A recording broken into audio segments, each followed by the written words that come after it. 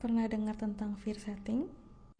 Kalau kamu orang yang gampang khawatir saat mau ngejar target atau goal kamu, video ini cocok buat kamu. Fear setting ini adalah istilah dan metode yang dibikin sama Tim Ferriss, dan aku tahu itu dari TED Talk-nya dia. Aku rekomendasiin kamu buat nonton full videonya di YouTube. Fear setting mirip sama goal setting, tapi instead of kita fokus sama goalnya, kita fokus sama fear-nya atau kekhawatirannya. Seperti yang dijelaskan sama Tim Ferriss, ada 3 babak dalam fear setting. Biar lebih jelas, ayo kita belajar bareng lewat workbook magazine yang udah aku bikin. Babak pertama, kita bikin dulu nih what if-nya. What if tuh kayak goal yang pengen kamu capai tapi kamu takut.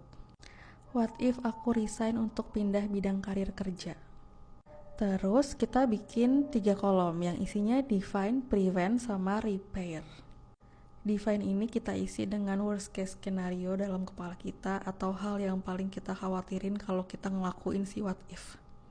Misalnya takut nanti kalau pindah karir, terus gajinya jadi lebih kecil banget karena harus start dari awal.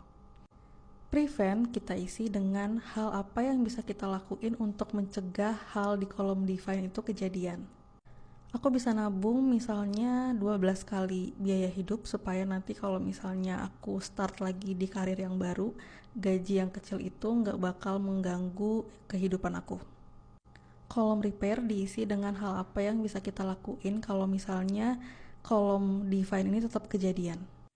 Repairnya mungkin aku bisa memangkas pengeluaran yang gak penting-penting amat. Misalnya, instead of ngekos, aku bisa balik dulu ke rumah orang tua sambil nabung lagi. Dan di babak kedua ini, kita bakal nulisin apa benefitnya kalau kita akhirnya ngelakuin hal yang what if tadi itu.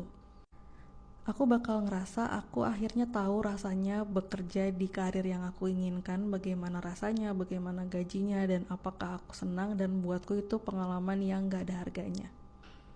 Babak ketiga menurutku adalah yang paling horor. The cost of inaction. Kadang orang cuma fokus sama aksi dan ketakutannya aja.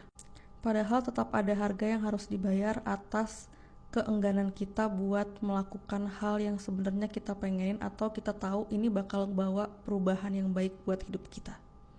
Di part ini kita bakal nulisin kira-kira apa sih harga atau konsekuensi yang harus kita bayar kalau kita nggak ngelakuin hal yang kita pengenin tadi. Workbook magazine-nya free, kalau misalnya kalian mau, please komen, nanti aku bikinin cara downloadnya gimana. Dan kalau menurutmu video ini bermanfaat, boleh di-share juga ya. Bye-bye.